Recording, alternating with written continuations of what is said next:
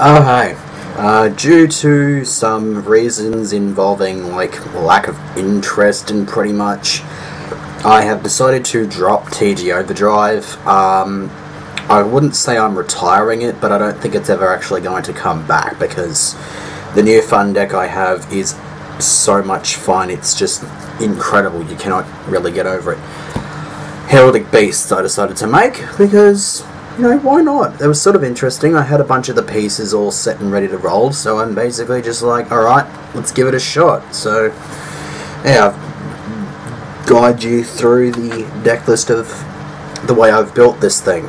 So, start off with 3 copies of Heraldic Beast Leo. You need this, big time. Among all the stuff that generally searches out things like in archetypes, this is probably one of the best. It goes off when it gets sent to the grave by any means, so it's basically the same way Dandelion does. If you mill it, you get the tokens. If it detaches an overlay unit, you get the tokens. In this case, it searches out another Heraldic Beast from your deck. It cannot search out another Leo, but it's decent. It dies during the end phase of the turn as normal summoned, but is fair enough considering it does break the rule of 1900, in which case it has 2000 attack. So basically, this does help because it runs over Thunder King and basically just laughs in the face of stuff like that, because if they open it, Thunder King, you just roll over this and you get the search during the end phase. So it's basically just like Thunder King and what army? 3 Aberconway, the only dragon in the set, so obviously I'm going to be running it because I'm a dragon addict. And basically what it does is if you have 2 of them in the graveyard, you can banish one, add another Heraldic Beast to hand. If you can go with an Aberconway, you can go with something else like a Leo if you want to get another search. Just remember though, with Leo, I forgot to mention at that point, it only goes off once a turn. You can only search once a turn with the Leo effect. So 18 beat stick. Wind attribute is always nice because, yeah, I was trying to find a deck that could get some use out of my Lightning Chidori, and this deck actually does get some pretty good use out of it. 3 copies of Ale. If you have 2 or more Heraldic Beasts on the field, you can special summon this. So you're basically just going to spam the crap out of Xyzs if you can get stuff like this going. And I'm running 3 because I found in a lot of situations I could search it out and spam special summons, but I've searched them all out because I was running 2. Basilisk laughs in the face of Marshmallow, Spirit Reaper, Arcana Force 0, and a couple of other things like that. It's only 14 defense, which is kind of weak, to be honest. Because if it had more defense, then it could really be a powerhouse in the setup. But oh well, it's still handy. And then there's Twin-Headed Eagle. This is probably my favorite card of all the Heraldic Beasts. You banish it from your graveyard. You target 1 Xyz monster you control that has no overlay units on it. Grab 2 Heraldic Beasts from your graveyard and attach them to that monster as overlay units. Your Utopia is about to die. Your Utopia is on the brink of dying. Replenish his overlay units. You want to keep burning with Cowboy? Replenish. You're gonna keep spamming Papal Operative. Just continue to spam the crap out of stuff. Just remember though, it only works on Xyz monsters that don't already have overlay units, which kind of sucks. Because if you could do that, like on monsters that did have overlay units, it would make Thunderspark Dragon pretty damn busted. So, yeah. Other stuff, I got double Goblinberg because it's basically just that Leo overlay, detach Leo for whatever, and get a search. It's simple. Summon a Monk, pretty much the same thing, which is always handy. I'm kind of iffy about this. I might actually take them out for something because most of the spells in here are actually very, very handy, and I'm kind of reluctant to get rid of them. But it's just in there for the hell of it. Raikou just to blow up stuff like that. And a bunch of the Heraldic Beasts go off while they're in the grave. Like if you mill off Conways, Leos, you get searches, Twin-Headed Eagles, they're ready for replenishing overlay units. So this is always pretty handy. And to blow up an opponent's card is always nice. and a Mega Hamster just so I can get those to the field quicker. Okay, so spells, Advanced Heraldry Art. This is basically the bread and butter spell of the entire set.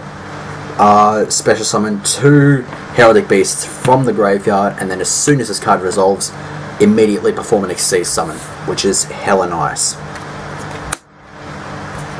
Then we have Heraldry Reborn. It is exactly what it says. It is exactly what it says on the tin, pretty much. Revive a Heraldic Beast monster from graveyard. This is basically, it basically makes this the kind of deck that would actually function without Monster Reborn if it ever got banned, which it might with the next ban list, because there's a bunch of shenanigans it can get up to with the format. Foolish Burial. This is an instant search if you drop a Leo. Avarice for recycling. Book of Moon, just, you know, they're kind of a staple, or semi-staple, but it's decent. Double MST. We got and then we got the Trinity, the Storm, the Dark Hole, the Reborn. That finishes off the spells. And then for the traps, I have double compulsory. If you can hear some weird, like, staticky sound, that's not actually static, it's rain. It's being an asshole. Yeah, double compulse, versatility, awesomeness, blah. Double bottomless, because you want to get annoying shit like that out of the way. Double torrential to take care of swarm. And I'm not talking about evil swarm or steel swarm, just swarming in general. Mirror force and solemn judgment.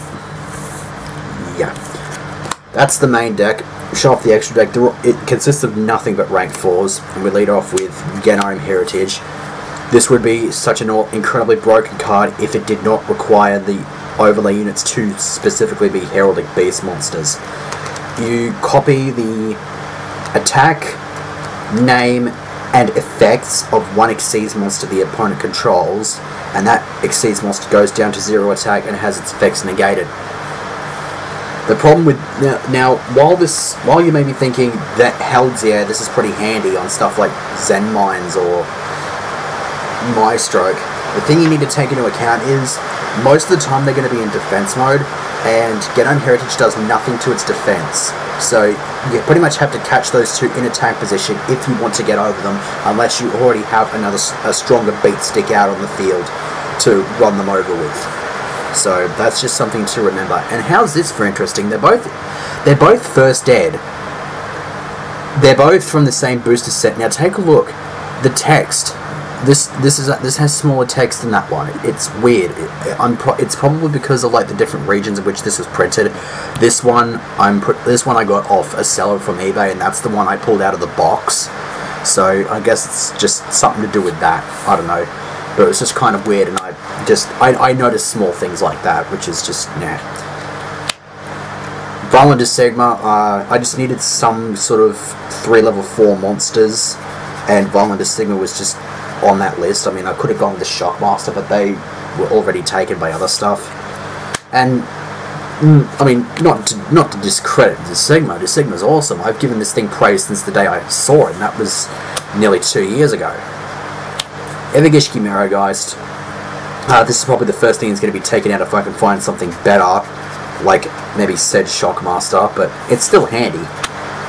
It's just less handy because Sanguine is banned. Chidori. It's not that hard to go into because you just overlay 2 Abercornways, Twin-Headed Eagles. You know, they're not that bad. I've actually found out that this thing is not quite as situational as I thought it would be, because you know you can just Foolish Burial, Heraldry Reborn, and then summon out another one straight from hand or something. Straight from hand. Thunderspark Dragon, as I said, if Twin-Headed Eagle was usable on monsters that already had overlay units, this thing would be pretty busted, because it starts off with 3 anyway, and then obviously drop 5 overlay units and it wipes your opponent's field, which would be god awesome, but yeah, kind of sucks. 2 Utopias, it's Utopia. I don't think I need to say much more about that. And Array, just, you know, because it fills in space. Cowboy, I love playing this thing in this deck, because you just keep burning and then replenishing overlay units, and you're just gonna continue to burn. It's awesome. Abyss Dweller, This is kind of a placeholder as well, to be honest, because I'm not really a big fan of a Bistilla. It's kind of I've got it's just Roach, because yeah, it's Roach. Pearl. This is pretty much my lump of meat on a stick, basically. I generally go into this if I want to bait out the opponent's back row, which may not always be the greatest thing to do, because, you know, if the opponent's got Stardust, I can just, you know, run over it with this thing easily. But I do have Heraldic as backup, and the fact that I've got Goblinbergs makes this thing so much easier to summon. It's just live a lot more of the time, and Stardust is just going to lose 500 attack, so this is always nice to have. And it's also a good thing to use to bait out back row as well, because it's just a nuisance, and your opponent can just, yeah, it's just the kind of nuisance that your opponent has to get off the field, because it can be annoying. And then Papal Operative, because this thing is awesome.